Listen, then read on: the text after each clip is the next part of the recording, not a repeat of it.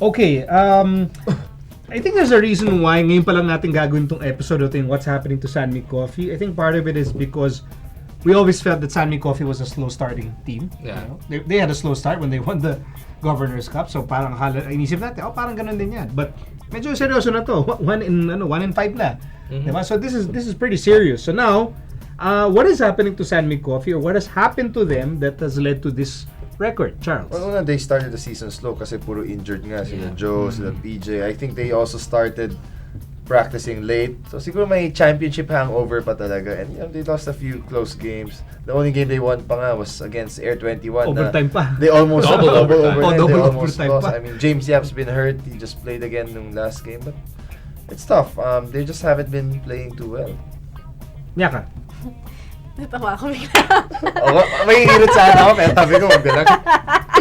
No, kala ko din talaga sila very slow slow mag-start. Okay. Kasi ganun yung nangyari sa Governor's Cup.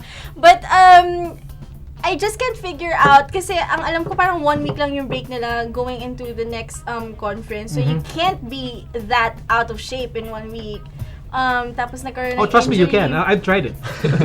Crispy pata every One day lang wala kami. I stand corrected.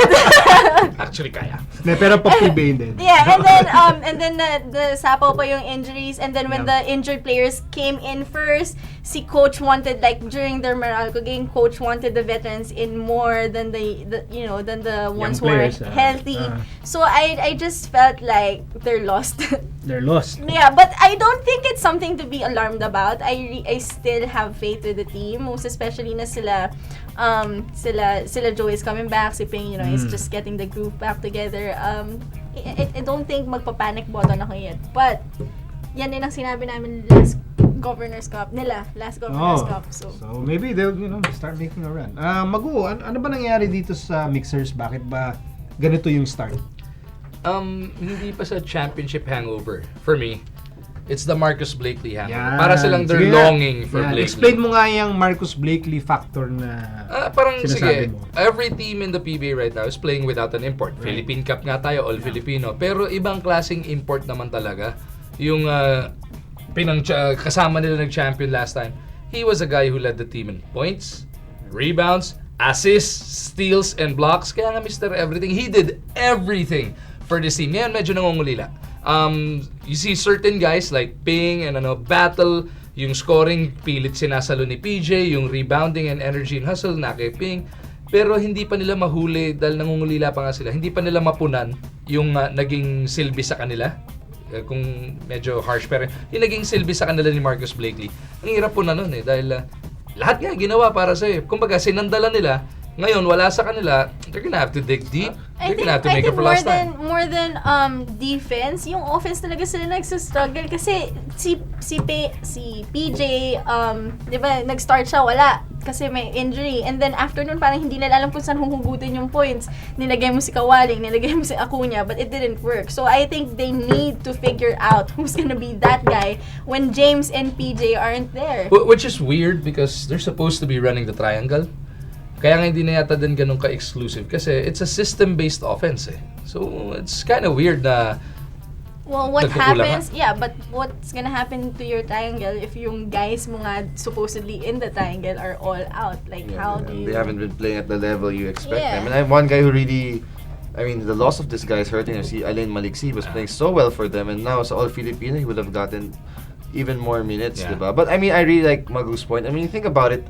The 3 best conferences that San Mig Coffee had since Coach Tim came were with Bowles and Blakely twice when 2 finals appearances with Blakely. And those guys are super imports. And they struggled a bit sa last with Bowles kasi late siya dumating and injured and everything. But those guys were doing everything for their team and they are scoring talaga. I think sometimes San Mig Coffee really has trouble scoring. They struggle to score basically. But with these imports, walang problema. Pero parang they need a fire starter na yung Bowles or Blakely. Not to say that they have to shake up the rotation, but they have to find that one guy.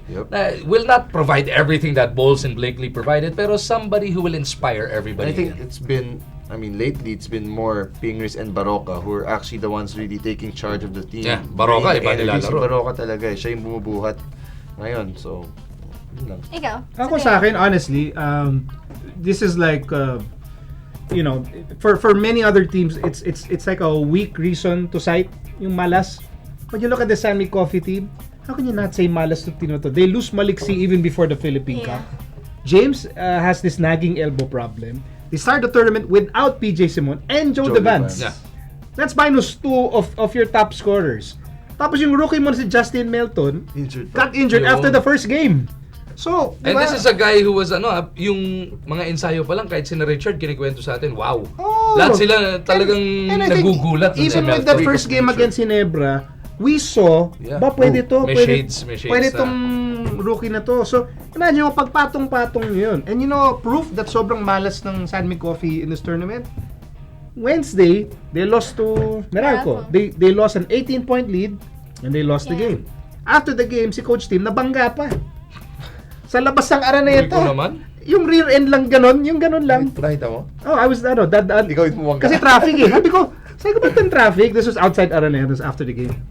This was mga past 10 na. Bakit traffic? So, may bangga. Pero minor lang, nothing major, minor lang. Yung nabangga lang sa likod. So, dumaan akong ganyan. So, Sinigawan mo pa. Ano ba naman kayo? Hindi, syempre, Ano ba yung down? Syempre, Di mag-ingat. uusi ka muna, di ba? Sisilip ka muna, di ba? Ano nangyari, di ba? Ito mga cost ng traffic usisero. Pag ano ko, si Coach Tim, nakaganon, tinitingnan yung yung kotse niya kasi natamaan sa likod. Yun ang alas. Syempre hindi, pero actually gusto kong bumaba, gusto ko siya i-hug.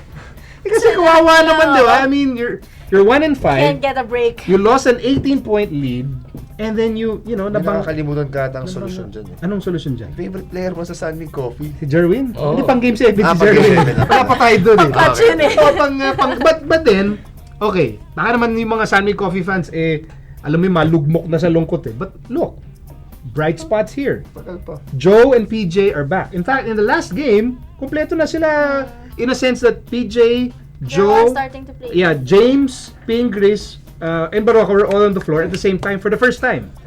They led by 18. Yeah, exactly. They led by I think 18. I've seen them So- before. They started 0-4 once, Yeah. won 10 in a row. Made it number 1, di ba? I mean, tagal pa naman yung conference. I still think they can make the playoffs. They probably will. I mean, just avoid number 7 and 8 because you don't want to play Ginebra and Petron. But I heard kasi last game, coach said daw that he opted to use the veterans more in that game. Yun nga lang, yung veterans na ginamit niya, medyo injured pa, hindi pa Okay na, 100%. So, I think merong chance pa yan. Meron pa, just don't panic. Okay, so as always, we let Magu have the last say because what he says is, I want to hear this. yeah, we all need to hear what Ano he ba has talaga to ang say. solusyon dyan? So, itong San Mig Coffee looking forward, do you expect that this team is going to, bounce back from 1-5 and make a run for the playoffs? If they start looking as interested as they have been in the past. Okay. Sino simula, yun nga bukod pa sa malas, parang disinterested yung dating, parang kulang sa fire, kulang sa gana. They gotta start with that first, the desire Okay. to win. And then the rest will follow.